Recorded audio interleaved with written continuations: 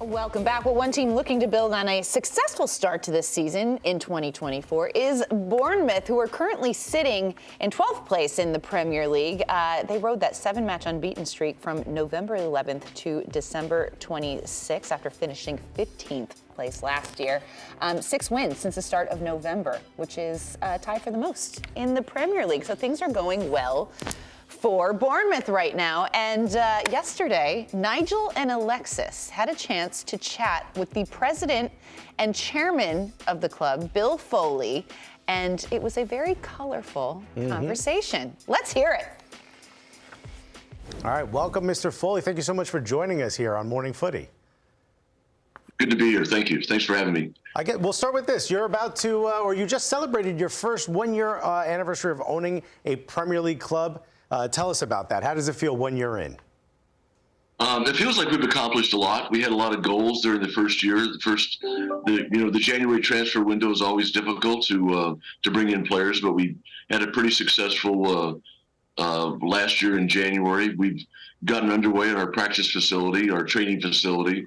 We really have Bournemouth had inadequate infrastructure, and so we're spending about £35 million on a first team, a women's team, and academy building pitches. We've completed the indoor pitch, should be open by next October. And that'll then give us time to start planning and get underway on a new stadium. So if we get all that done and built, I'll feel really good about where we are in Bournemouth. You mentioned a new stadium. Tell us a little bit about that. I think this is news for a lot of the fans. Yeah, so it's not going to be overwhelming. It'll be about 18,500 seats. It'll have the normal Premier League percentage of hospitality, roughly 17% of the stadium will be hospitality related. Right now we're about 6%, so we obviously don't have the facilities to really do what we need to do to entertain our fans. But it's going to be built in such a way that we can add another deck on the south side. And add about another 3,000 or 4,000 seats. And so if the demand is there, we'll certainly do that, and it won't be disruptive. So in the stadium will be built directly behind Vitality. It's where our training facility is today. So we had to move our training facility to make way for the new stadium. And we're excited about it. It's gonna change Bournemouth. But we'll always respect the fans in Bournemouth and their traditions, but we do need to move forward. We need different facilities. Great, and I'm sure you were about to say it, but I would love to go and check out the hospitality suite whenever you build it. So, love to have you. And we've done a lot already with the existing stadium, but we're really just putting paint on the walls and trying to improve the food and so on. But the stadium is just old. As many of the stadiums are in UK. So we just need to have a new facility. And in fact, I wanted to ask you about that. You're buying a team here. Obviously, you're the owner of the Golden Knights. New team, right? That's something you can build from the ground up. You've purchased a team with a lot of history. Did this present challenges that are very different than what you've experienced in some of your other sports ownership? We had to adapt. What we've tried to do is we've tried to really maintain what Bournemouth always was. But I did bring in a few people that were involved with me at the Golden Knights, particularly in the sponsorship and ticketing side, just to move this team into the 21st century. And we've done that. I believe right now our sponsorship is up about 100% versus a year ago. And ticketing, we've raised ticket prices for the first time in I think 11 years, but they're still very inexpensive. As you know, the Premier League seating is really pretty, and it's not expensive at all. It's not like American football or hockey or so on. It's much more affordable. Let's dive deeper into Bournemouth now. And obviously, I know the pressures of the Premier League and being a manager and playing that league. What was it like, that first decision of obviously having to fire Gary O'Neill? How much of a difficult decision was that? Well, it wasn't that difficult for me once we found Andoni Iraola, and he was available, because he plays a different style of football. He played high energy, high on the pitch, attacking football, and we were a counter-attacking team. And I felt like if we were going to really have a chance to swing above our weight, and to be competitive with some of the larger teams, we had to play a different style of football. Now, I didn't find Andoni. Simon Francis and Richard Hughes, and from our technical side, really knew of him and they had contacted him. And it was a difficult decision because we all like Gary ONeil. And by the way, he's doing well with Wolves right now. They're successful. And I knew that he would be successful and keep us up. I just didn't feel like he was going to be able to play the style of football I thought we needed to play to really be entertaining and to move up the table.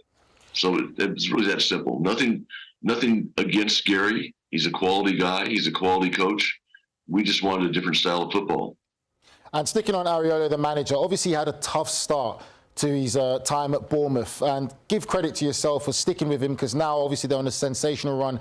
How difficult was it for you as an owner to stick with him, with obviously pressure going and obviously the media reports feeling that he may be fired and maybe it might be a far too leap for him for being at Bournemouth? I was never bothered, honestly. We knew we had a tough set of fixtures early on, and you're exactly right. We only had 3 points after about the first 8 or 9 games, but each game we seemed to get a little bit better. And finally, we broke through against Burnley, lost to Man City, and then we went on a pretty good run. And the players always played for him, and they wanted to play his style of football.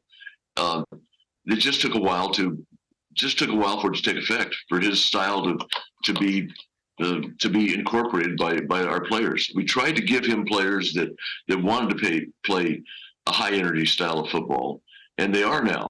And we're confident. We feel like we have a really, really good team. A lot of players are hurt, as is normal for football, or for Premier League football. But we have a couple-week break, other than the FA Cup, and we start getting players back. And I'm looking forward to the second half of the season. I believe we're going to do very well. I love the ambition that you're showing with Bournemouth and the desire and wanting to obviously achieve European football within 5 years. It's great to see, and it's great for the fans, I'm sure. Are there any lessons you can kind of maybe take from one of your coastal rivals in Brighton in what they've done and how they've transformed that club? Yeah, they really have. They're high on the technical side. They really do a great job in terms of recruiting players and finding under the radar players, and that's what we're trying. That's what we're trying to do. We're going to make an announcement here in the next few days about a really exciting South American player that's going to come over, and he may be loaned out for the balance of this year to one of our sister clubs, because we're really trying to create a modest multi-club model where we can start players in Auckland at Auckland FC, bring them to Hibs in Scotland. Maybe they go to Lorient. Maybe we have a Belgian team, but we progress them through that system, and eventually they get the playing time, and then they come to Bournemouth, and then we have an experienced 22-year-old that's ready to play Premier League football. So we're excited about our plans, and obviously we're not a sovereign wealth fund. We don't have those sort of resources, so we've got to do it smarter. I like Brighton. Brighton is a well-run club, and they do it well. They recruit and bring in high-quality players, and they do play above their weight.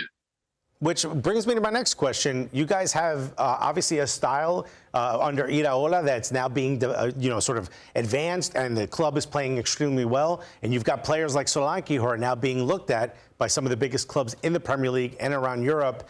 Are you feeling like this is the type of player that you want to hold on to, that as players start to become more successful at your club, you can try to hold on? Or do you want to be more like the team like Brighton that sells those players and continues to develop and bring up younger players through the system? Yeah, I wouldn't want to be specific about any one individual, but we're going for financial fair play. We're going to be forced to sell some players periodically, and then reinvest those funds in replacement players, just as Brighton does. And we accept the fact. And I don't want to stand in the way of a particular player who's in demand by, say, Tottenham or Arsenal. If they pay the right price, then we will make players available. But for this transfer window, as I've said, our door is shut and it's bolted. We don't intend to let any players go during this transfer window that are starters. But next summer may be a different situation. Yeah, and obviously, look, you being an American that owns a team in the Premier League, it comes to mind one of the big American players for our entire system that plays there at Bournemouth in Tyler Adams. Talk a little bit about just sort of the reception that he's had in England, and obviously, as he starts to get more fit, what you expect from a player like Tyler Adams. Well, he's a defensive midfielder. As soon as he's fit, he's going to play that number 6 role. And he is a quality guy. He wants to win. He wants to play hard, and he has got a winning attitude, which is the most important thing for me.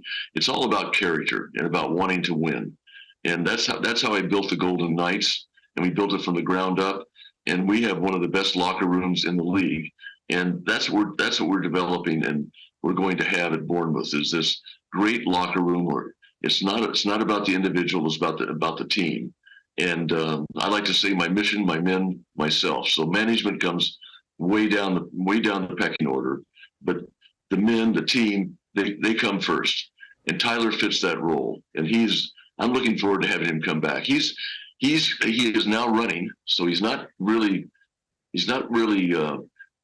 I'd say exercising hard, but he's back running, and we think by end of February, early March, he's going to be on the pitch, and I look forward to it.